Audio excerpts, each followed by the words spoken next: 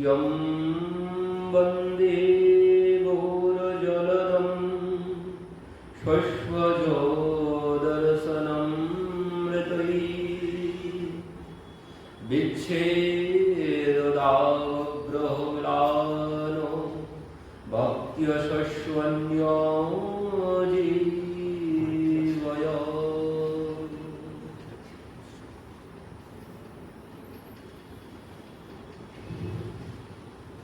দশম পরিচ্ছেদ মধ্যলীলাতে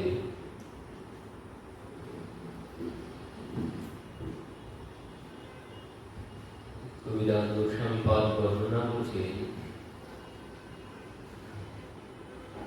त्यं वन्दे गौरजलदं शश्वजोदर्शनमृतौ विच्छेददावग्रहम्लानो भक्त्यशश्वन्यो त्यं वन्दे गौरजलदं বলছেন সেই গৌর মানে তম বন্দে মানে তার বন্দনা করছে। কার বলছেন? সেই গৌর জলদম বলছেন সেই গৌরঙ্গীয় মহাপ্রভু যিনি জলদম মানে মেঘের মতো, তিনি বর্ষা স্বরূপ। বলছেন শস্যজ দর্শনমৃতই বিচ্ছেদ দাহ গ্রহণ লাভ ভক্তি শস্যন্য জীবয়। বলেন বর্ষা, বর্ষা যেমন কি হয় চৈত্র বৈশাখে, যখন বর্ষার অভাবে সমস্ত বৃক্ষ লতা পাতা শুকিয়ে যেতে শুরু করে জলের অভাবে, পরবর্তীতে যখন সেই আষাঢ়ের মেঘ আসে তখন কি হয় যেন সেই বৃক্ষ শস্য সব যেন জল পেয়ে নূতন ডান লাভ করে। তো ঠিক তেমন এখানে বলছেন সেই মহাপ্রভু কেমন, তিনি ওই জলের মতো, তিনি বর্ষার মেঘের মতো। তো সেই গৌরাঙ্গী মহাপ্রভুর বন্দনা করি। বলছেন যিনি বিচ্ছেদ রূপ তাপে, যার বিচ্ছেদ রূপ তাপে সমস্ত ভক্তগণ যেমন বর্ষার অভাবে সমস্ত বৃক্ষ শুকিয়ে যেতে শুরু করে, বললেন ঠিক সেইভাবে তার বিচ্ছেদে সমস্ত ভক্তগণ যেন শুকিয়ে যেতে শুরু করেছিল, তাদের যেন প্রাণ বেরিয়ে যেতে বসেছিল। তো সেই মহাপ্রভু যখন দর্শন দিলেন 2 বছর পর, সমস্ত ভক্তের মধ্যে যেন নূতন প্রাণীর সঞ্চার হল। চৈত্রের দাবদাহের পর যেমন বর্ষা এলে সমস্ত শস্য পুনরায় যেন তারা প্রাণ ফিরে পায়, ঠিক তেমন 2 বছর পর মহাপ্রভুকে দর্শন করে সমস্ত ভক্তবৃন্দ যেন আজ প্রাণ ফিরে পেয়েছে। জয় জয় শ্রী চৈতন্য জয় নিত্যানন্দ জয় দ্বৈত চন্দ্র জয় গৌর ভক্তবৃন্দ। পূর্বে জগে মহাপ্রভু চলিলা দক্ষিণে, প্রতাপ রুদ্র রাজা তবে ওলাইলা সার্বভৌমে। বসিতে আসন দিলা করি নমস্কারে, মহাপ্রভুর বার্তা তবে পুছিলা তাহারে। শুনিল তোমার ঘরে এক মহাশয়, গৌর হইতে আইলা দেহ মহাকৃপাময়। কি বলছেন? পূর্বে জলে মহাপ্রভু চলিলা দক্ষিণে, প্রতাপ রুদ্র রাজা তবে বোলাইলা সার্বভৌমে। মহাপ্রভু যখন দক্ষিণ দেশ ভ্রমণে চলে গিয়েছিলেন, তখন এখান থেকে 2 বছর আগের কথা। তো তখন কি হয়েছে, প্রতাপরুদ্র মহারাজ প্রতাপরুদ্র সার্বভৌম ভট্টাচার্যকে ডেকে পাঠিয়েছেন। তো সার্বভৌম ভট্টাচার্য যখন এসেছেন, বসিতে আসন দিলা করি নমস্কারে, মহাপ্রভুর বার্তা তবে বুঝিলা, তাহারে মহাপ্রভু কথা জিজ্ঞাসা করলেন। শুনিলাম তোমার ঘরে এক মহাশয় গৌড় হইতে আইলা, দেহ মহাকৃপাময়। বলছেন শুনলাম যে তোমার ঘরে একজন মহাশয় এসেছেন গৌড় হতে, তিনি নাকি মহাকৃপাময়। তোমার বহু কৃপা করিল কহে সর্বজন, কৃপা করি পারাহ মোরে তাহার দর্শন। তোমাকে নাকি তিনি বহু কৃপা করেছেন, তো কৃপা করি পারাহ মোরে তাহার দর্শন, তুমি কৃপা করে আমার সাথে তার দর্শন করা। ভট্ট কহে যে শুনিলে সেই সত্য হয়, তাহার দর্শন তোমার ঘটন নয়। বিরক্তি সন্ন্যাসী দেহ রয়ে নির্জনে, স্বপ্নে না করে দেহ রাজ দর্শনে। তো সার্বভৌম ভট্টাচার্য বলছেন, তুমি যে কথা শ্রবণ করেছো ঠিকই শ্রবণ করেছো, কিন্তু তার দর্শন তোমার ভাগ্যে নেই। কেন? বলছেন তিনি তো বিরক্তীয় সন্ন্যাসী, দেহ রহয় নির্জনে, সব দেহ না করে দেহ রাজ দর্শনে। বলছেন তিনি বিরক্তীয় সন্ন্যাসী, তিনি নির্জনে থাকেন আর তিনি রাজ দর্শন করেন না, বিষয়িক দর্শন তিনি করেন। তো তথাপি প্রকারে তোমায় করাইতাম দর্শন। বলছেন তথাপি তবুও আমি তোমাকে তার দর্শন করাতাম, কিন্তু সম্প্রতি করিলা দেহ দক্ষিণ গমন।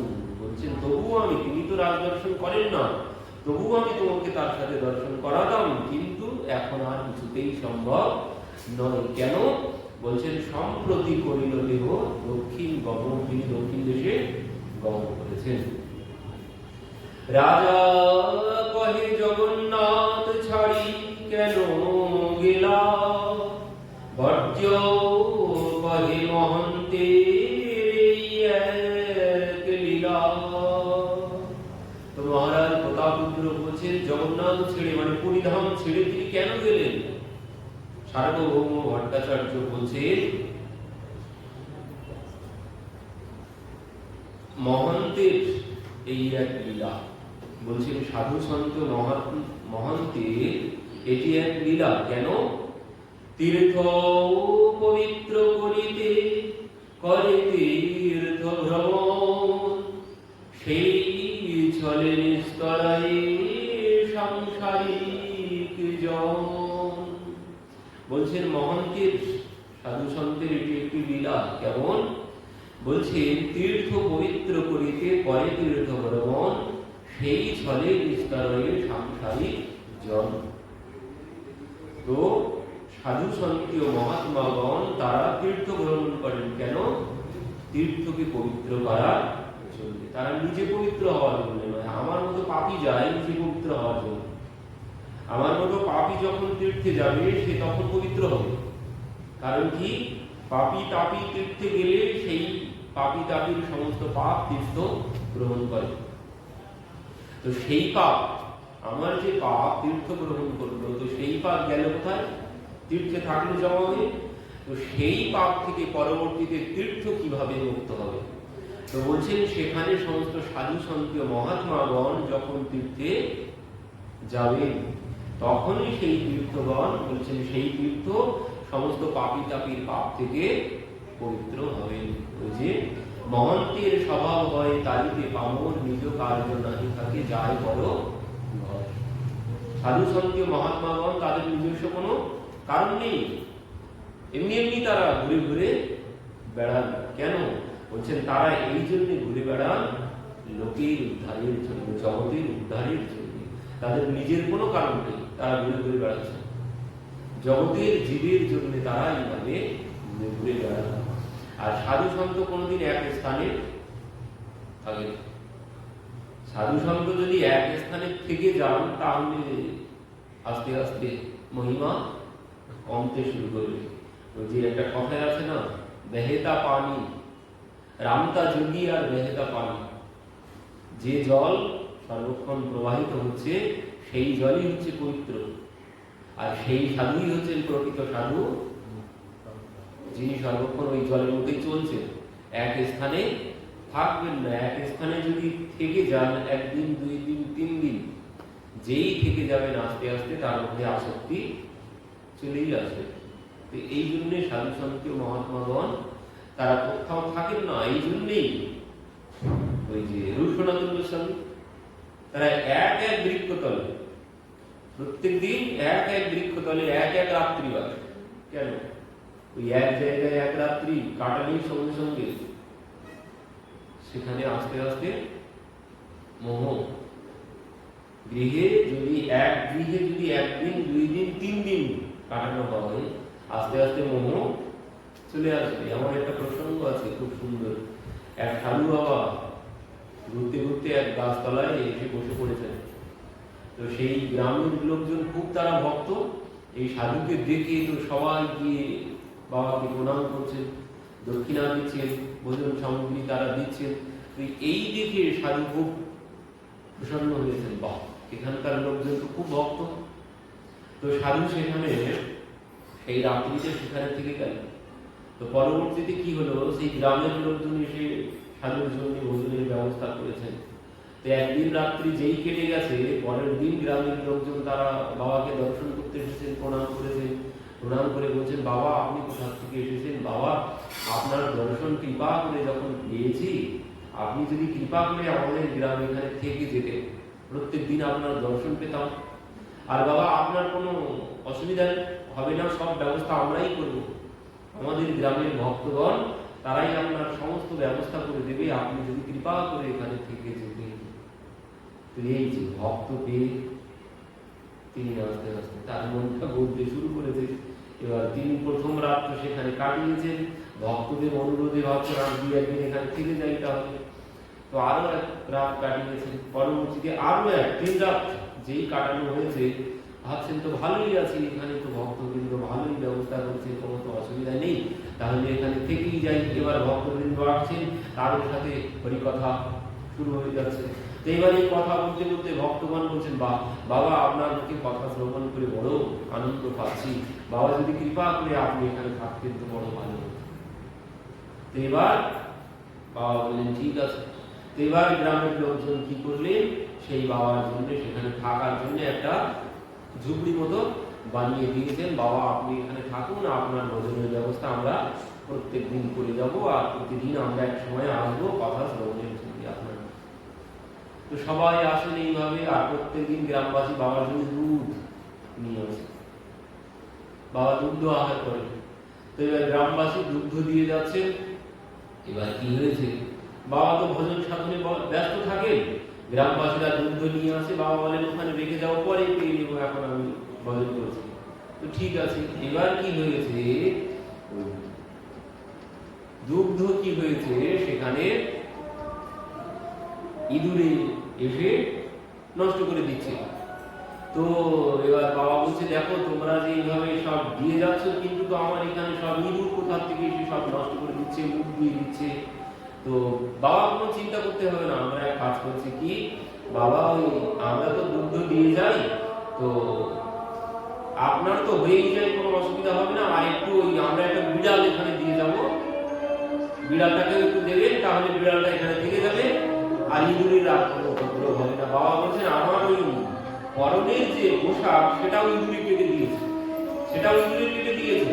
তো বলছেন ঠিক আছে বাবা, আপনার কোনো চিন্তা করতে হবে না, একটা বিড়াল আমার ব্যবস্থা করে যাচ্ছে। তো গ্রামবাসী এর একটা বিড়াল ওখানে দিয়ে গেছে। তো গ্রামবাসী যার দুগ্ধ দিয়ে যায়, সেই দুগ্ধ বাবা পান করে না, বিড়ালকে দেন। এবার এইভাবে দিন চলছে। এবার চলতে চলতে কিছুদিন পরে এক ভক্ত বলছেন, বাবা আপনি তো এখানে আছেন, আর কোনো অসুবিধা তো নেই, তো এক কাজ করি, আমার অনেকগুলো গাভী আছে, অনেক দুধ দেয়, একটা গাভী বাবা আপনাকে দিয়ে দিচ্ছি, আর কারোর জন্য অপেক্ষা করতে হবে না। তো বাবা বলছেন, যা আপনাদের যেমন ইচ্ছা। তো ভক্ত একজন ওনাকে একটা গাভী বাছুরি সহ দান করে দিয়ে গেছে। এবার কি হয়েছে, সেই বাবা তো ভজন সাধন করেন, কিন্তু এবার ভজন সাধনা করতে করতে এবার ওই যে গাভী বাছুরি তার খাবার জোগাড় করতে করতে এবার একটা সময় নষ্ট হচ্ছে। কিছুদিন পরে বলছেন বাবা, ভক্তগণকে বলছেন যে দেখো তোমরা তো গাভীর ব্যবস্থা করে দিলে, কিন্তু এই গাভীর জন্য তো আমার ভজন সাধনে বড় ব্যাঘাত ঘটছে। এর খাওয়ানো ধোয়ানো, ওর দুগ্ধ দহন করা অনেক তো সময় নষ্ট হয়ে যাচ্ছে, আমার তো ভজন সাধন নষ্ট হয়ে যাচ্ছে। তো গ্রামবাসী বলছেন বাবা আপনি কোনো চিন্তা করবেন না, আমাদের গ্রামে অনেক ভক্তিমতী মায়েরা আছে, আপনি যদি বলেন তো একজনের ব্যবস্থা এখানে করে দিচ্ছে। তো এবার কি হয়েছে, সেই গ্রামের ভক্তগণ সবাই মিলে বাবাকে বলছেন বাবা একজন খুব ভক্তিমতী কন্যা পাওয়া গেছে, যদি আপনি বিবাহ করতেন তো খুব ভালো হতো, আপনারা দুইজনে একসাথে, আপনারই মতো সেও ভজনেই মগ্ন থাকে, তো দুইজনে একসাথে ভজন সাধন করতে পারতেন যদি আপনি তাকে গ্রহণ করতেন। তো এবার কি হলো, বাবা সেই ভক্তদের কথা মতো সেই ভক্তিমতী সেই যে কন্যা তিনি তাকে বিবাহ করলেন। এবার বিবাহ করে একদিন কেটেছে, 2 দিন কেটেছে, 3 দিনের দিন সেই পত্নী বলছেন ডাকো তোমার ভজন সাধন আগে বাজার করে নিয়ে এসো, চাল ডাল ভজন সাধন পরে করে। বাবা দেখলো যা আমার তো ভজন সাধন সব গেল, এখানে বসে গিয়েছিলাম তাই 1 দিন 2 দিন 3 দিন রাত এখানে কাটিয়েছিলাম, তার জন্য আজ আমার সর্বস্ব সব শেষ হয়ে গেল, ভজন সাধন সব নষ্ট হয়ে গেল। তো এই জন্য বলছে বেহেতা পানি মানে যে জল সর্বক্ষণ প্রবাহিত হতে থাকে, আর যে সাধু রামতা যোগী মানে যিনি সর্বক্ষণ ভ্রমণ করতে থাকেন তিনি হচ্ছেন প্রকৃত সাধু। এক জায়গায় যদি সাধু বসে যান সাধুতা থাকবে না, নষ্ট হয়ে যাবে। তো এই জন্য বলছেন এই হচ্ছে মহন্তের স্বভাব, তারা এক স্থানে কোথাও থাকেন না, তারা তীর্থে তীর্থে ভ্রমণ করে বেড়ান। কেন বলছেন, তাতে নিজের তার কোনো প্রয়োজন নেই, জগতের উদ্ধারের জন্য তিনি এইভাবে ঘুরে ঘুরে বেড়ান।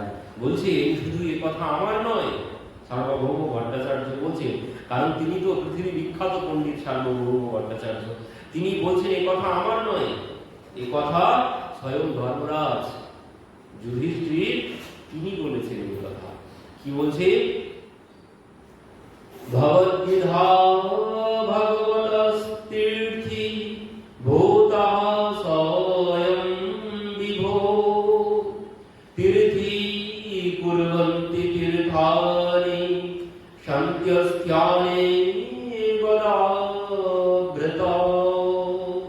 বলছে ভগবদ্গীতা ভগবতস্তীর্থি ভূতা স্বয়ং বিভো তীর্থি কুর্বন্তি তীর্থানি শান্ত্যস্থানে গদাব্রতা। তীর্থি কুর্বন্তি তীর্থানি বলছেন সাধু সন্ত মহাত্মাগণ তারা কি করে, তারা তীর্থকে পবিত্র করেন।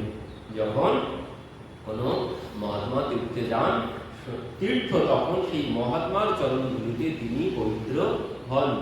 আর কি বলছেন, সাধু সন্ত যখন যাবেন তীর্থে, তীর্থ তো পবিত্র হবেই, তারপর কি হবে, সাধু সন্তের যে চরণ ধুলি তীর্থে থাকবে। সাধু সন্তের তীর্থে গেলেই পবিত্র হয় না, পবিত্র কখন হবে কেউ, বলছেন এই যে সাধু সন্ত তীর্থ ভ্রমণ করলেন, এতে কি হলো, সাধু সন্তের অঙ্গের বাতাসটাও সেখানে থাকলো, চরণ ধুলিটাও সেখানে থাকলো।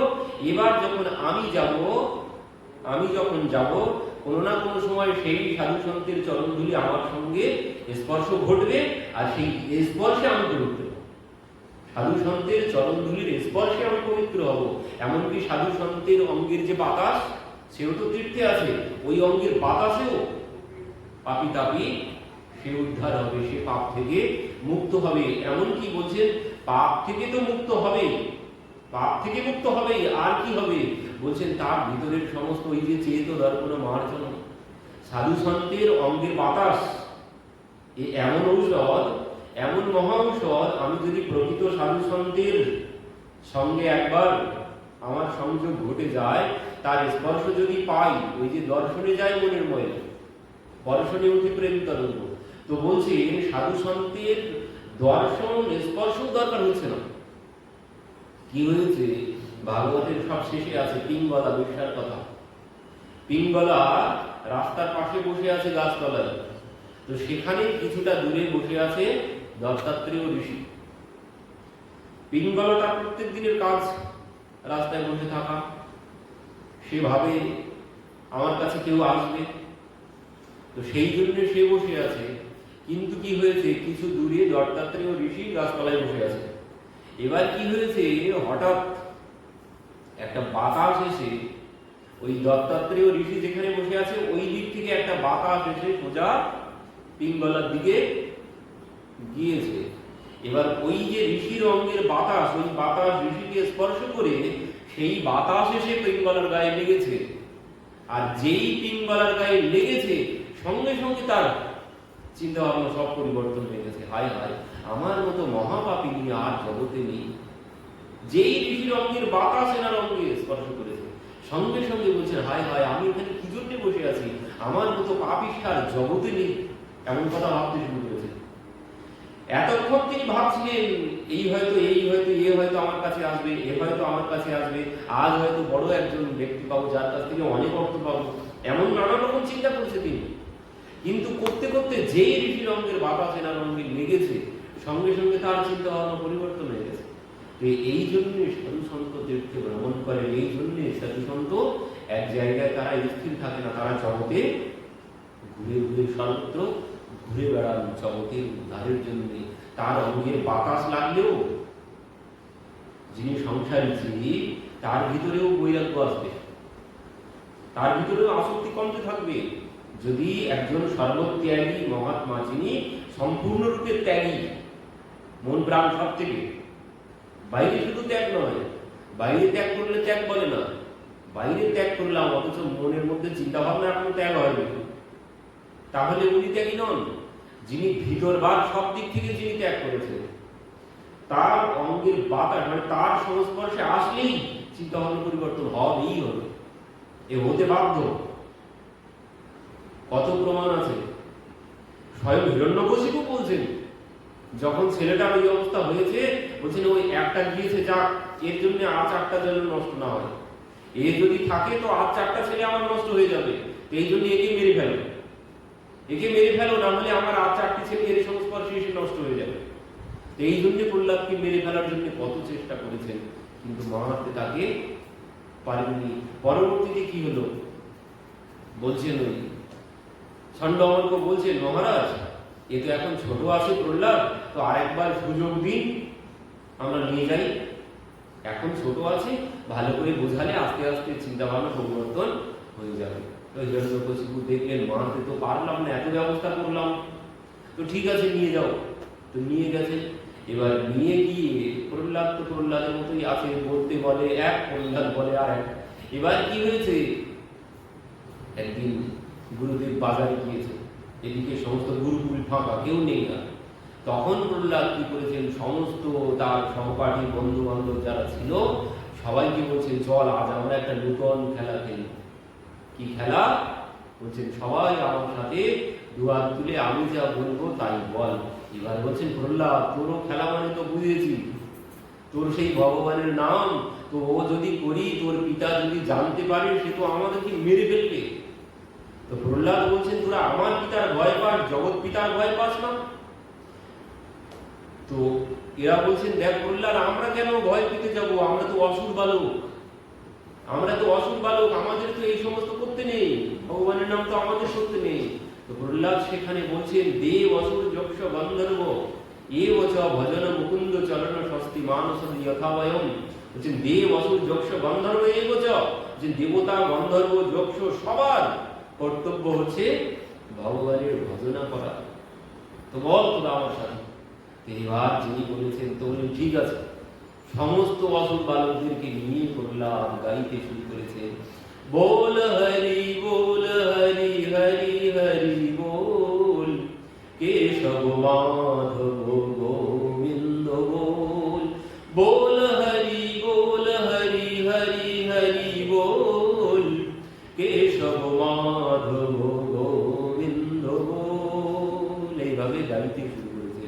এমন সময় গুরুদেবের পুত্ররা সন্ধ্যা বাজার থেকে বাড়িতে এসেছেন, এসে দেখছেন যে প্রহ্লাদ সবাইকে নিয়ে দুই হাত তুলে একসাথে সবাইকে নিয়ে প্রহ্লাদ গাইছে, নাচছে। তখন ষণ্মার্ক ভাবছেন এই কথা যদি মহারাজ জানতে পারে আমার ঘরে আর মাথা থাকবে না। তো আগে ভাগে মহারাজকে খবর দিয়ে যদি বাঁচতে চাই, তো সেই জন্য তারা দৌড়তে দৌড়তে মহারাজের কাছে গেছেন। মহারাজ শীঘ্রই চলুন, শীঘ্রই চলুন। কি হয়েছে বলছেন, মহারাজ ওই আপনার ছেলের সেই ভাইরা সবার মধ্যে আক্রমণ করেছে, আপনার ছেলের সেই রোগ সবার মধ্যে দেখা দিয়েছে। এই কথা শ্রবণ করে হিরণ্যকশিপু বলছেন, কি এত বড় সাহস আমার প্রহ্লাদের দেখাচ্ছি আজ বলে হিরণ্যকশিপু ভাগবতে বলছেন, কোপা বেশ চলিতুম গাত্রম পুত্রম হন্তুম মনোরথে। বলছেন রেগে রম্মক করতে করতে তিনি চলেছেন, বলছেন পুত্রম হন্তুম মনোরথে। বলছেন আজ আমি ওকে হত্যা করে ফেলবো, আমার হাত থেকে ওকে আর কেউ বাঁচাতে পারবে না। নানান রকম গালি দিচ্ছেন, দুর্বিনীত মন্দ আত্মন কুলভেদ পরাধ্যম, নানান রকম গালি দিচ্ছেন, তোকে আজ আমার হাত থেকে কেউ বাঁচাতে পারবে না। বলতে বলতে হিরণ্যকশিপু গিয়ে উপস্থিত হয়ে অট্ট হাঁটি যেই দিয়েছে, সঙ্গে সঙ্গে সবাই শান্ত। প্রহ্লাদ এবার কি হবে? বলেছিলাম তোর পিতা জানতে পারলে কি হবে। তো প্রহ্লাদ বলছেন, তোদের কোনো ভয় করতে হবে না, তোদের কোনো ভয় করতে হবে না, আমি দেখছি। এবার বলছেন, বল প্রহ্লাদ, তোর এত বড় সাহস কি করে হলো? তুই আমার শত্রুর নাম সমস্ত ছাত্রদেরকে নিয়ে তুই আমার শত্রুর নাম করছিস, তোর এত বড় সাহস কি করে হয়েছে? কে দিয়েছে তোর এত বড় সাহস? তো বলছেন, পিতা এই সাহস আমার শুধু আমার মধ্যে না, সবার মধ্যে তিনি দিয়েছেন। প্রহ্লাদ মহারাজ এখানেও অনেক দামি দামি কথা বলেছেন। প্রহ্লাদ মহারাজ বলছেন যে যিনি ভক্ত হবেন, যিনি ভগবানের ভজনা করবেন, তার মধ্যে কোনোদিন ভয় থাকবে না, তার মধ্যে কোনোদিন ভয় থাকবে না। যিনি ভগবানের ভক্ত হবেন কোনোদিন তার মধ্যে ভয় থাকবে না। তো বলছেন, পিতা আমার ভগবানই এই সাহস দিয়েছেন। তো বলছেন, তোর সেই ভগবান কোথায় থাকে? তোর সেই ভগবান কোথায় থাকে? প্রহ্লাদ বলছেন, পিতা কোথায় নেই, তিনি সর্বত্র আছেন, তিনি নেই এমন কোনো জায়গা নেই। আর এই কথা যেই বলেছেন, কাসু যদি সর্বত্র পশ্মাতে স্তম্ভে নো দৃশ্যতে। বলছেন তাই যদি হয়, তিনি যদি সর্বত্র থাকেন, তো এই থাম্বার মধ্যে আমি কেন তাকে দেখতে পাচ্ছি? প্রহ্লাদ বলছেন, কেন পিতা? ওই তো আমি দেখতে পাচ্ছি, ওই তো আমার ভগবান, ওই তো আমার হরি, থাম্বার মধ্যেও আমি তাকে দেখতে পাচ্ছি। তুই তাকে দেখতে পাচ্ছিস থাম্বার মধ্যে? বলছেন, হ্যাঁ ঠিক আছে, পুরানো হিসাব বাকি আছে, আজ আমি হিসাব বরাবরি করবো বলে তরবারি নিয়ে এগিয়ে গেছেন থাম্বার কাছে। হাতে তরবারি আর চরণ একসাথে, ডান চরণ দিয়ে আর তরবারি দিয়ে সেই থাম্বার উপরে তিনি আঘাত করেছেন। আর যেই আঘাত করেছেন, থাম্বা ফাট চড়াল নিক্ষণ বিহার কো রূপ অতি ভয়ানক है ककड़ कड़ कड़ावे दर्शन जीव लपावे चितवत सरज मानव अंग जात खान है। नृसिंह भगवान की নৃসিংহ ভগবান আবির্ভূত হয়ে গেছেন ভয়ঙ্কর রূপ ধারণ করে, মুখটা সিংহের আর নিচের শরীরটা মানুষের মতো। এই দেখেই তো হিরণ্যকশিপু প্রথমে ভয় পেয়ে গেছেন, পরবর্তীতে ঢাল তরোয়াল নিয়ে ভগবানের সাথে লড়তে শুরু করেছেন, ভগবানও লড়াই করতে শুরু করেছেন। কিছুক্ষণ পর যেই সন্ধ্যা হয়ে গেছে, এবার চাপটে ধরে ভগবান হিরণ্যকশিপুকে নিয়ে বসে গেছেন কোথায়? ওই চৌকাঠির উপরে, ঘরের চৌকাঠির উপরে ভগবান নিয়ে বসে পড়েছেন হিরণ্যকশিপুকে। এবার হিরণ্যকশিপু ভাবছে, এ তো আমাকে বড় জাপটে ধরেছে। তখন হিরণ্যকশিপু বলতে শুরু করেছেন, তুমি আমাকে জাপটে ধরলে কি হবে? তুমি আমাকে মারতে কিছুতেই পারবে না। কেন? আমাকে তো ব্রহ্মা বর দিয়ে রেখেছে। কেন? তোকে ব্রহ্মা কি বর দিয়েছে? ব্রহ্মা আমাকে বর দিয়েছে আমি দিনেও মরবো না, রাতেও মরবো না। তো বলছেন, এখন দিন না রাত? এখন দিনও না, এখন রাতও না, এখন কি বলছেন? এখন সন্ধ্যাকাল। তো বলছেন, তাতে কি হয়েছে? তাও তুমি আমাকে মারতে পারবে না। কেন? বলছেন, ব্রহ্মা আমাকে বর দিয়েছে আমি ওই উপরেও মরবো না, আকাশেও মরবো না, ভূমিতেও মরবো না। তো তুই এখন কোথায় আছিস? আকাশে না ভূমিতে? তো বলছেন, এখন আমি আকাশেও না, আমি ভূমিতেও না, তোমার কোলের উপরে আছি। তো তাতে কি হয়েছে? ব্রহ্মা আমাকে বর দিয়েছে আমি দিনেও মরবো না, আমি রাতেও মরবো না। তো এখন কি দিন না রাত, এখন সন্ধ্যাকাল। পরবর্তীতে বলছেন তাতে কি হয়েছে, তাও আমি মরবো না। ব্রহ্মা আমাকে বর দিয়েছে, আমি কোনো অস্ত্রে মরবো না, কোনো শস্ত্রেও মরবো না। ভগবান বলছেন দেখ আমার হাতে কোনো অস্ত্র শস্ত্র আছে, যে না তোমার হাতে কোনো অস্ত্র শস্ত্র নেই। ভগবান বলছেন তোর জন্য আমার এই নখই যথেষ্ট, কোনো অস্ত্র শস্ত্র লাগবে না। তো বলছেন তাতে কি হয়েছে, তুমি আমাকে মারতে তো পারবে না। কেন মারতে পারবো না? বলছেন ব্রহ্মা আমাকে বর দিয়েছে 12 মাসের কোনো মাসে আমি মরবো, 12 মাসের কোনো মাসে আমি মরবো না। তো ভগবান বলছেন দেখ এটি কিন্তু 12 মাসের মধ্যে মাস নয়, এটি কোন মাস? এটি হচ্ছে 13 নম্বর মাস, এটি হচ্ছে পুরুষোত্তম মাস। তোর জন্যই ব্যবস্থা করেছি আমি, তোর জন্যই ব্যবস্থা করেছি এই পুরুষোত্তম মাস। আর সেই পুরুষোত্তম মাস এখন চলছে। এই মাস ভগবান ওই হিরণ্যকশিপুর জন্যই ব্যবস্থা করেছিলেন, এই পুরুষোত্তম মাস। তো হিরণ্যকশিপু বলছেন তাতে কি হয়েছে, তাও তুমি আমাকে মারতে পারবে না। কেন মারতে পারবো না? বলছেন ব্রহ্মা আমাকে বর দিয়েছে, আমি তার সৃষ্টি, কেউ আমাকে হত্যা করতে পারবে না। তার সৃষ্টি কোনো মানুষ, কোনো জীব জন্তু কেউ আমাকে হত্যা করতে পারবে না। ভগবান বলছেন আমার দিকে একটু ভালো করে তাকিয়ে দেখ, আমাকে দেখে তোর কি মনে হচ্ছে, তোর ব্রহ্মা আমাকে সৃষ্টি করেছে? ভগবান বললেন দেখ তোর ব্রহ্মা আমাকে সৃষ্টি করেনি, আমি তোর ব্রহ্মাকে সৃষ্টি করেছি। এই বলে ভগবান কি করলেন, নিজের ওই নখ দিয়ে তার বক্ষ বিদীর্ণ করে দিলেন। তো সেই পুরুষোত্তম মাস এখন চলছে। এখন তো মানে কথা শ্রবণের মহিমাই আলাদা সম্পূর্ণ। তো আমরা ছিলাম কোথায় আর এলাম কোথায়, যে ওই সঙ্গ, সাধু দর্শনে সাধু সঙ্গ করলেই প্রভাব পড়বেই পড়বে। সাধু সঙ্গের এমন মহিমা, ও সাধু সঙ্গ করলেই প্রভাব পড়বেই। তো বলছেন এই হচ্ছে সাধু সন্তের মহিমা। ধর্মরাজ যুধিষ্ঠির তিনি বলেছেন এই কথা। কখন বলেছেন? ধর্মরাজ যুধিষ্ঠির বলছেন মহারাজ বিদুরকে, বিদুর কাকা যখন এসেছেন, বিদুর কাকা যখন ধর্মরাজের সভায় এসেছেন, বিদুর কাকাকে সিংহাসনে বসিয়ে ধর্মরাজ যুধিষ্ঠির বিদুর কাকাকে প্রণাম করে এই কথা বলছেন, তীর্থে কুর্বন্তী তীর্থানি হে কাকা, তোমার মতো সাধু সন্ত মহাত্মাগণ তীর্থ ভ্রমণ করতে নিজের জন্য যাওনি, তুমি তীর্থ ভ্রমণ করতে গিয়েছিলে জগতের কল্যাণের জন্য, আর সাধু সন্ত তীর্থকে পবিত্র করার জন্য। কারণ সেই বিদুর কাকা যে সময় মহাভারতের যুদ্ধ শুরু হওয়ার প্রাককালে, প্রথমেই মানে যুদ্ধ শুরু হবে, সূচনা হতে শুরু করেছে, পাণ্ডবদের বনবাস শেষ হয়ে গেছে। পাণ্ডবদের যখন বনবাস শেষ হয়েছে, ভগবান এসে নিজে থেকেই এসে ধৃতরাষ্ট্রকে বললেন যে ওদের তো শেষ হয়ে গেছে বনবাস, তো ওদের রাজ্য ফিরিয়ে দেওয়ার ব্যবস্থা করো।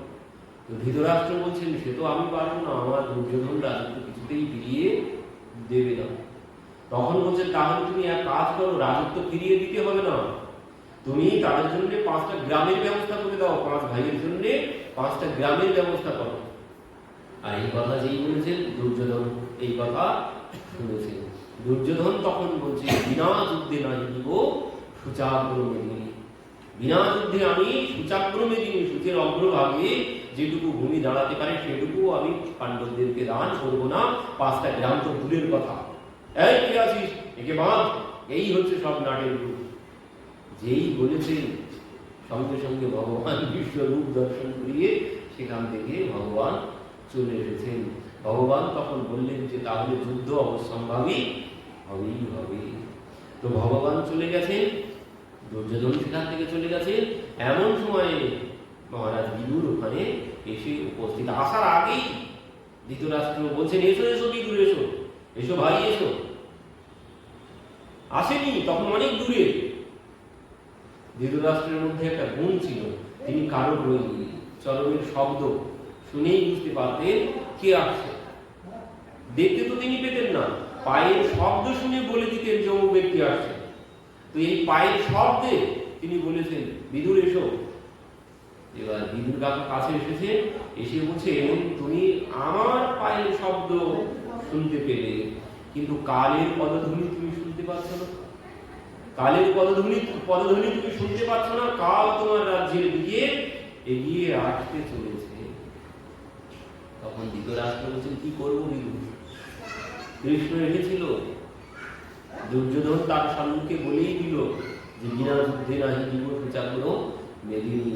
তখন বিদুর কাকা বলছেন, তোমার কাল হচ্ছে তোমার ওই দুর্যোধনী, তোমার কাল তোমার দুর্যোধন। তো তুমি যদি এই রাজ্যকে রক্ষা করতে চাও তাহলে তুমি তোমার ওই দুর্যোধনকে ত্যাগ করো এক্ষুনি, এখনো সময় আছে, এখনো সময় আছে। যদি তুমি তোমার দুর্যোধনকে ত্যাগ করতে পারো তাহলে রাজ্য রক্ষা হবে, না হলে কিন্তু রাজ্য রক্ষা হবে না, তোমার বিনাশ অবশ্যম্ভাবী হবেই হবে। আর এই যেই বলেছেন সঙ্গে সঙ্গে দুর্যোধন শুনতে পেয়েছে। দুর্যোধন এসে বলছেন, ওরে মূর্খ দাসী পুত্র, তোর এত বড় সাহস, তুই আমাকে পরিত্যাগ করার কথা বলছিস, আমার পিতাকে আমার রাজ্য থেকে আমাকে, এই কে আছিস, একে এক্ষুনি বার করে দিন রাজ্যের বাইরে। আর যেই বলেছেন বিদুর কাকা তখন দেখলেন যে ধৃতরাষ্ট্র কোনো কথা বলছেন না, ভাবলেন তাহলে এনারও সম্মতি আছে, না হলে ইনি প্রতিবাদ করতেন, ছেলের কথায় প্রতিবাদ করতেন, প্রতিবাদ করলেন না মানে এনারও সম্মতি আছে এই কথাতে। তো বলছেন, দুর্যোধন তুই আমাকে কি ত্যাগ করবি? আমি নিজেই, তুই আমাকে রাজ্যচ্যুত কি করবি? আমি তোকে পরিত্যাগ করে চলে যাচ্ছি, আমি এই রাজ্য পরিত্যাগ করে চলে যাচ্ছি। তখন কি করলেন, স্বয়ং ধনুর্দার বিধায়ক নিজের ধনুর্বাণ ধৃতরাষ্ট্রের চরণে রেখে প্রণাম করে, দাদাকে প্রণাম করে তিনি ওখান থেকে চলে গেলেন। তো সুখদেবজি এখানে খুব একটি গুরুত্বপূর্ণ কথা বলেছেন ভাগবতে, বলছেন স্বনির্গত কৌরব পুণ্যলব্ধ, বলছেন স্বনির্গত কৌরব পুণ্যলব্ধ, বলছেন স্বয়ং চলে গেলেন, বিদুর কাকা নয়, কে গেলেন?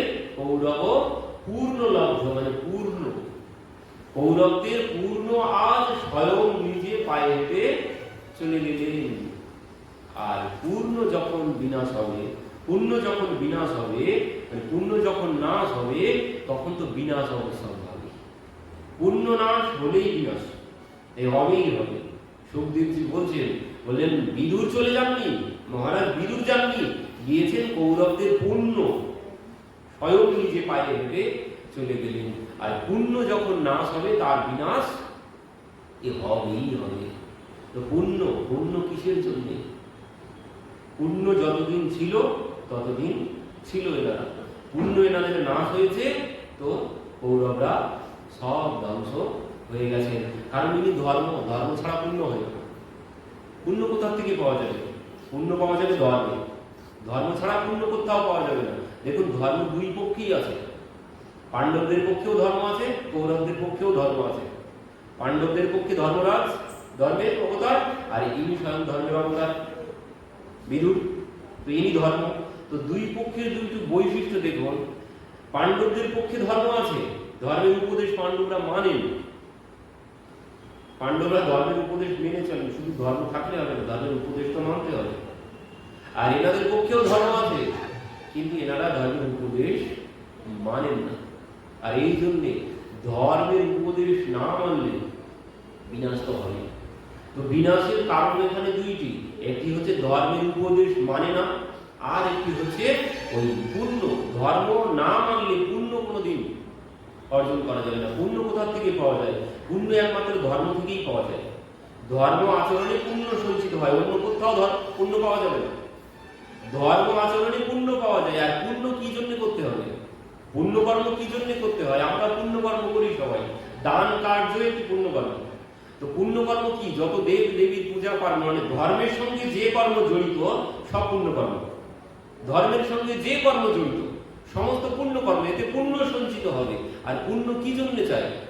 পুণ্য ছাড়া জীবনে কোনোদিন সুখী হওয়ার কোনো পথ নাই। পুণ্য ছাড়া জীবনে কোনোদিন সুখী হওয়া যাবে না। ও সংসারে সুখী হতে গেলে পুণ্য চাই, সুস্থ সবল ভাবে বেঁচে থাকতে গেলেও পুণ্য চাই। ও ঔষধেও বাঁচা যাবে না। আমরা ভাবি সুখে বাঁচতে গেলে অর্থের প্রয়োজন, টাকা ছাড়া কোনোদিন সুখী হওয়া যায় না, সম্পূর্ণ ভুল কথা। টাকা ছাড়া যদি, আর এখন তো সব থেকে বড় প্রমাণ, মানে টাকা ছাড়া যদি সুখী হওয়া যেত, টাকা দিয়ে যদি সুখী হওয়া যেত, টাকা দিয়ে সুখী হওয়া যাচ্ছে এখনকার দিনে? টাকা আছে বলে আজকে জেলখানায় যেতে হচ্ছে, সুখী হওয়া গেছে? টাকা দিয়ে যদি সুখী হওয়া যেত, তারা টাকা বস্তায় ভরে রেখেছিল ঘরে সুখী হওয়ার জন্য, সুখী হওয়ার জন্য টাকা মানে বস্তায় ভরে রেখে দিয়েছিল ঘরের মধ্যে। তো সেই টাকা তাদেরকে সুখ দিয়েছে? দুঃখ দিল না? তো টাকা কোনোদিন, অর্থ সম্পদ কোনোদিন সুখ দিতে পারে না। সুখী হতে গেলে ভালো করে মাথায় বসিয়ে নিন, সুখী হতে গেলে পুণ্য চাই। অর্থ দিয়ে কোনোদিন সুখী হওয়া যায় না। সুখী হতে গেলে পুণ্য চাই। যার সংসারে সর্বক্ষণ অশান্তি, আপদ, বিপদ, দুঃখ, কষ্ট, যন্ত্রণা, রোগ, শোক লেগে আছে, জানবেন পুণ্য তার নাশ হয়ে গেছে। পুণ্য নাশ হয়ে গেছে, তাই সুখ পাওয়া যাচ্ছে না, অশান্তি লেগেই আছে। পুণ্য ছাড়া কোনোদিন সুখী হওয়া যায় না। তো এই জন্য পুণ্য কর্ম করতে হবে। সংসার করতে গেলেও পুণ্য করতে হবে। পুণ্য ছাড়া সংসার চলবেই না। আর সংসারী জীবের বেশি করেই পুণ্য চাই। সংসারে পাপ সর্বক্ষণ হচ্ছে, সংসারী জীবের দ্বারা পাপ আরো বেশি হচ্ছে। দেবর্ষী নারদ ভাগবতে বলছেন, এই মানবহ পাপ কৃতস্তু সর্বদা। কলির জীব সর্বক্ষণ পাপ করছে। তো সর্বক্ষণ যদি পাপ করে তাহলে তো পাপ জমা হচ্ছে সর্বক্ষণ। তো সর্বক্ষণ যদি পাপ জমা হয়, পুণ্য নাশ হচ্ছে। পাপ জমা হলে পুণ্য কমে যাচ্ছে। তো বললেন পাপ যেমন জমা হচ্ছে তেমন পুণ্যটাও জমা করতে হবে। যেমন প্রত্যেক দিন পাপ জমা হচ্ছে, তেমন প্রত্যেক দিন পুণ্যটাও জমা করতে হবে সুখী হতে গেলে। পুণ্য না হলে, ওই এক জায়গায় আছে যে সুদামার প্রসঙ্গে, ওদিকে যাবো না, বলছি একটুখানি, এলো যখন। পুণ্য না হলে ওখানে বলছে সুদামার মতো সুশীল পত্নী পাওয়া যাবে না। পুণ্যবান ব্যক্তি ছাড়া কোনোদিন সুদামার মতো সুশীলা কেউ লাভ করতে পারবে না। শাস্ত্রের কথা। অর্থ দিয়ে কোনোদিন সুশীলা পত্নী পাওয়া যায় না। সুশীলা পত্নী পেতে গেলে পুণ্য চাই। চাকরি বাকরি দিয়ে সুশীলা পত্নী পাওয়া যাবে না। সুশীলা পত্নী পেতে গেলে পুণ্য চাই। পুণ্য ছাড়া কোনোদিন সুখী হওয়ার কোনো পথ নেই। তো এই জন্য পুণ্য কর্ম করতে হবে। কারণ সংসারী জীবের আরো বেশি করে পাপ হচ্ছে। তো সংসারী জীবের আরো বেশি পুণ্য প্রয়োজন। তো বলে পুণ্য কোথার থেকে পাবো? পুণ্য পাবো কোথার থেকে? তো পুণ্য ধর্মে, ধর্ম ছাড়া পুণ্য পাওয়া যাবে না। তো বলছেন যত প্রকারের পুণ্য লাভের ব্যবস্থা আছে, তার মধ্যে সর্বশ্রেষ্ঠ পুণ্যকর্ম কোনটি? যত প্রকারের পুণ্যকর্ম আছে, ধর্মের সাথে জড়িত যত কর্ম সব পুণ্যকর্ম, তার মধ্যে সর্বশ্রেষ্ঠ পুণ্যকর্ম কোনটি জানেন কি? সর্বশ্রেষ্ঠ পুণ্যকর্ম, যেখানে সব থেকে বেশি পুণ্য সঞ্চয় করা যায়, সেই কর্ম কোনটি? যেখানে সব থেকে বেশি পুণ্য সঞ্চিত হবে যে কর্মের দ্বারা, সেই কর্ম আর কিছু নয়, সেই কর্ম হচ্ছে সুখদেবজি বলছেন, কে যে কেবলয়া ভক্তিয়া বাসুদেব পরায়ণ অহম দুনবন্তি কাষ্টের নিহার নিব ভাস করব। বলছেন এই ভাগবত কথা, এই হচ্ছে সর্বশ্রেষ্ঠ পুণ্য কর্ম। ভাগবতের শ্লোকের এমন মহিমা, একটা একটা শ্লোকের এমন মহিমা, বলছেন এ যত পুণ্য তোমাকে দিতে পারে, জগতে আর কোনো কর্ম নেই যে সেই পুণ্য তুমি লাভ করতে পারবে। ভাগবতের শ্লোকের এমন শক্তি, একটা একটা শ্লোকের এমন শক্তি, বলছেন এখান থেকে যত পুণ্য, আর এখান থেকে কিছু করতে হবে না, শুধুমাত্র শ্রবণ করতে হবে। তাও বোঝার কোনো প্রয়োজন দরকার নেই, শুধু একটু মন দিয়ে শ্রবণ করতে হবে। শ্রবণ মঙ্গলম, কবিরা এই জন্য বলছেন তব কথা অমৃতম, বলছেন তোমার কথা অমৃতের সমান। অমৃত কি করে? অমৃত সমস্ত রোগ শোক সব দূর করে। আর কি করে? বলছে তোমার কথা শ্রবণ মঙ্গলম, শ্রবণ করলেই মঙ্গল হবে। আর এই কথায় যে মঙ্গল হবে, সেই মঙ্গল আর অন্য কোথাও পাওয়া যাবে না। এই ভাগবত কথা শ্রবণে যে মঙ্গল, ভাগবতের শ্লোক শ্রবণে যে মঙ্গল হয়, শুধু কথায় না কিন্তু আবার। এই জন্য মহাপ্রভু আবার বলেছিলেন রায় রামানন্দ সংবাদে, বড় শ্লোক সাধ্যের নির্ণয়, শ্লোক বলতে বলেছেন। ভাগবত পাঠ করলে হবে না, শুধু শ্লোক চাই। ক্রিয়া কিসে হবে? ক্রিয়া হবে শ্লোকে। মানে কি? ওই সুখদেবজির মুখের বাণীতে, সুখদেবজির মুখের বাণীতে, তুলসীদাসজির মুখের বাণীতে, কবিরাজ গোস্বামীর মুখের বাণীতে, আমার মতো করে বললে হবে না। তারা যেভাবে বলেছে তাদের মুখের বাণীতে বলতে হবে, তাহলে কল্যাণ হবে। কর্ণের মধ্যে যাওয়ার সাথে সাথে কল্যাণ হবে। তো এই জন্যে বলছেন যত পুণ্যকর্ম আছে, তার মধ্যে সর্বশ্রেষ্ঠ পুণ্যকর্ম হচ্ছে এই ভাগবত কথা। কেন? বলছেন ভাগবত স্বাপি নিত্যম পঠতি গৃহে তদ্গৃহ তীর্থরূপস্ত্যম বসত্যম সর্ব পাপ নাশনম। বলছেন যে গৃহে ভাগবত পাঠ হয়, সেই গৃহে সমস্ত তীর্থ এসে বাস করে, তাকে আর কোনো তীর্থে যাওয়ার কোনো প্রয়োজন হয় না। সমস্ত তীর্থে যাওয়ার ফল লাভ হয় ভাগবত কথা শ্রবণ করলে। যত তীর্থ আছে আর কি যত প্রকারের দেব দেবী আছে সবার পূজার ফল লাভ করা যায় ভাগবত কথায় শ্রবণের দ্বারা। সমস্ত দেব দেবীর পূজার ফল লাভ করা যায়, সমস্ত তীর্থে যাওয়ার ফল লাভ করা যায়, আর সমস্ত পাপ নাশ হয় ভাগবত কথার মহিমা। এই জন্য বললেন এমন পুণ্য কর্ম আর দ্বিতীয় কোনো কিছু নেই। ভাগবত কেমন বলছেন? ভাগবত সূর্যের আলোর মতো। ভাগবত সূর্যের আলোর মতো। কেন সূর্যের আলোর মতো বলছেন? এই যেমন আলো জ্বেলেছি অন্ধকার দূর করার জন্য, তো অন্যান্য পুণ্যকর্ম কিসের জন্য? ওই পাপের অন্ধকার দূর করার জন্য। দেব দেবীর পূজা করি কিসের জন্য? পুণ্যের জন্য, পাপ থেকে মুক্ত হওয়ার জন্য। তো বলছে ওই দেব দেবীর পূজা এই লাইটের আলোর মতো।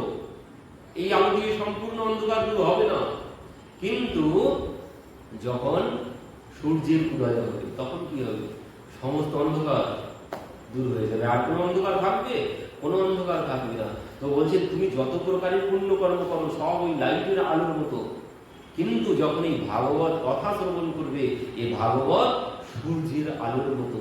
সূর্যের উদয় হলে যেমন সমস্ত অন্ধকার দূর হয়, ঠিক তেমন এই ভাগবত কথা যখন শ্রবণ করবে তোমার ভিতরের সমস্ত পাপের অন্ধকার সব দূর হবে। তো এই জন্য কথা শ্রবণ, আর এই পুরুষোত্তম মাসে তো আরো বেশি করে পাপ দূর হবে। এই মাসে একবার নারায়ণ বললে লক্ষবার নারায়ণ নাম জপের ফল পাওয়া যায়। এই মাসে বলছেন 1000 বার যদি কেউ নিয়ম সেবা ব্রত পালন করি, 1000 বারও নিয়ম সেবা ব্রত পালন করলে যে ফল হবে, একটা পুরুষোত্তম মাসে ব্রত করলে সেই ফল লাভ করা যায়। তার থেকেও বেশি ফল লাভ করা যায়। 1000 নিয়ম সেবা ব্রত পালন করলেও পারবো না কেউ। 1000 নিয়ম সেবা ব্রত পালন করলেও যে ফল লাভ হবে তার থেকেও বেশি ফল লাভ হবে যদি একটি পুরুষোত্তম মাসের ব্রত যদি কেউ পালন করতে পারে। এই পুরুষোত্তম মাসের মহিমা আমরা জানি না। এই পাপ থেকে মুক্ত হওয়ার মাস এটি পাপ থেকে মুক্ত হওয়ার জন্যই ভগবান ব্যবস্থা করেছেন। 3 বছরে যত পাপ হবে এই মাসে এসে সমস্ত পাপ থেকে মুক্ত হওয়া যায়। এই মাসে লক্ষ লক্ষ গুণ পুণ্য সঞ্চিত হবে। 1 টাকা দান করলে লক্ষ টাকা দানের ফল পাওয়া যাবে। একবার নাম করলে লক্ষবার নাম জপের ফল পাওয়া যাবে। একবার পাপ কর্ম করলে লক্ষবার পাপ করার ফল ভোগ করতে হবে এই পুরুষোত্তম মাসে। তো বললেন এই হচ্ছে পুণ্য কর্ম সর্বশ্রেষ্ঠ। তো সেই কৌরবদের পুণ্য চলে গেল, এই জন্য কৌরবদের বিনাশ হলো। আরো কি আরেকটা কথা বলি, পুণ্য যখন নাশ হয় তখনই হয় অকাল মৃত্যু। পুণ্য নাশ হলে তখনই হয় অকাল মৃত্যু। অকাল মৃত্যুর এটাই কারণ। শুধু বললেই চলবে না যে ওর আয়ু শেষ হয়ে গেছে তাই মারা গেছে, না। সব মৃত্যু নয়, অকালের মৃত্যুও আছে। অকাল মৃত্যু যদি না থাকতো, চরণামৃত পাঠের সময় একটা মন্ত্র আছে, অকাল মৃত্যু হরণম সর্বব্যাধি বিনাশনম। অকাল মৃত্যু আছে। তো অকাল মৃত্যু হয় কখন? অকাল মৃত্যু তখনই হয় যখন পুণ্য নাশ হয়ে যায়, পাপ সম্পূর্ণরূপে আমাকে একদম গ্রাস করে ফেলে, তখনই অকাল মৃত্যু হবে। তো এই জন্য পুণ্য কর্ম করতে হয়। তো বিদুর কাকা চলে গেলেন কৌরবদেরকে পরিত্যাগ করে। তো ইনি সমস্ত তীর্থে ভ্রমণ করে যখন যমুনার তীরে দেখেছেন, উদ্ধব এদিকে ভগবান চলে গেছেন স্বধাম, উদ্ধবকে তো নিয়ে যাননি। উদ্ধব যমুনার তীরে মানে বদ্রিকাশ্রম, উদ্ধব যাচ্ছেন, ভগবান উদ্ধবকে বলেছেন তুমি বদ্রীনাথ ধাম বদ্রিকাশ্রমে ওখানে তুমি চলে যাবে, তার পরবর্তীতে তুমি বৃন্দাবনে আসবে, এখন তোমার বৃন্দাবনে জায়গা হবে না। তো সেই জন্য তিনি বদ্রিকাশ্রম যাচ্ছেন। যেতে যেতে যমুনার তীরে বিদুর কাকার সাথে দেখা হয়েছে। তো বিদুর কাকা বলছেন, বলো উদ্ধব, খবর বলো, সবাই কেমন আছে? আর যেই বলছেন কৃষ্ণ কেমন আছে, আর যেই কৃষ্ণের কথা বলেছেন, সঙ্গে সঙ্গে উদ্ধব আর কোনো কথা বলতে পারলেন না, হাউ হাউ করে কাঁদতে শুরু করেছেন। প্রিয় ব্যক্তির কথা, মানে কেউ কারো নিজের প্রিয় ব্যক্তিকে হারিয়ে ফেলি, আমারও কোনো আত্মীয় স্বজন সে জানে না, আমার বন্ধু বিয়োগ হয়েছে সে জানে না, পরবর্তীতে তার সঙ্গে দেখা হয়েছে, জিজ্ঞাসা যখন করলো বলার শক্তি থাকবে না, তাকে দেখলেই সঙ্গে সঙ্গে চোখ দিয়ে জল উঠে গেল। তো যেই বিদুর কাকা জিজ্ঞাসা করেছেন, সঙ্গে সঙ্গে উদ্ধব কাঁদতে শুরু করেছেন। পরবর্তীতে শান্ত হয়ে বলছেন, তিনি তো অনেক কথাই বলেছে, তোমার কথাও বলে গেছে, তো আমার বলার মতো সাধ্য নেই, তুমি মৈত্রীয় ঋষির কাছে চলে যাও, তিনিও সেখানে ছিলেন, তিনি তোমাকে সব কথা বলবেন। তো এদিককার খবর তো বলছেন, এদিকে সব শেষ, এদিকে আর কোনো কিছু নেই, ভগবানও তো চলে গেছেন, আর কৌরবরা তারা তো নেই, তবে ধৃতরাষ্ট্র মানে তোমার দাদা আর বৌদি আছে। কোথায় আছে? বলছেন পাণ্ডবদের কাছে আছে। আর এই কথা শ্রবণ করে দাদা বৌদিকে দর্শন করার জন্য তিনি এসেছেন পাণ্ডবদের সভায়। পাণ্ডবদের সভায় যখন এসেছেন, সঙ্গে সঙ্গে মহারাজ ধর্মরাজ যুধিষ্ঠির কাকাকে বসিয়েছেন, বসিয়ে অর্চন পূজন বন্ধন করে এই কথা বলছেন, কাকা তোমার মতো সাধু ব্যক্তি, মহাত্মা ব্যক্তি তীর্থ ভ্রমণ করেন, এই জন্যে তীর্থকে পবিত্র করার জন্যে আর জগতের জীবের কল্যাণের জন্যে। তো বিদুর কাকা এসেছিলেন কেন পাণ্ডবদের কাছে? পাণ্ডবদেরকে দর্শন করার জন্য আসেননি। বিদুর কাকা এসেছিলেন ওই দাদার জন্য আর বৌদির জন্য। এসে বলছেন দাদা বৌদিকে আড়ালে নিয়ে, পাণ্ডবরা যাতে না শুনতে পায়। দাদা বৌদিকে গিয়ে বলছেন, দাদা তোমার কি লজ্জা করছে না? কেন? যে পাণ্ডবদেরকে তুমি কত ভাবে মারার চেষ্টা করেছো, আর সেই পাণ্ডবদের কাছে এখন খাচ্ছ, তোমার লজ্জা করছে না? কুকুরের মতো, কুকুরের মতো তুমি পাণ্ডবদের খাচ্ছ এখানে বসে বসে, যাদেরকে এত ভাবে মারার চেষ্টা করেছো, এক্ষুনি এখান থেকে চলে যাও। এই বলেই বিদুর কাকাও চলে গেলেন। পরবর্তীতে রাত্রিতে ওখান থেকে ধৃতরাষ্ট্র গান্ধারী তারাও দুজন ওখান থেকে চলে গেলেন। এই জন্যেই বিদুর কাকা এখানে এসেছিলেন। তো আরো একটু বিষয় একটু বাকি ছিল, সময় তো আর নেই। তো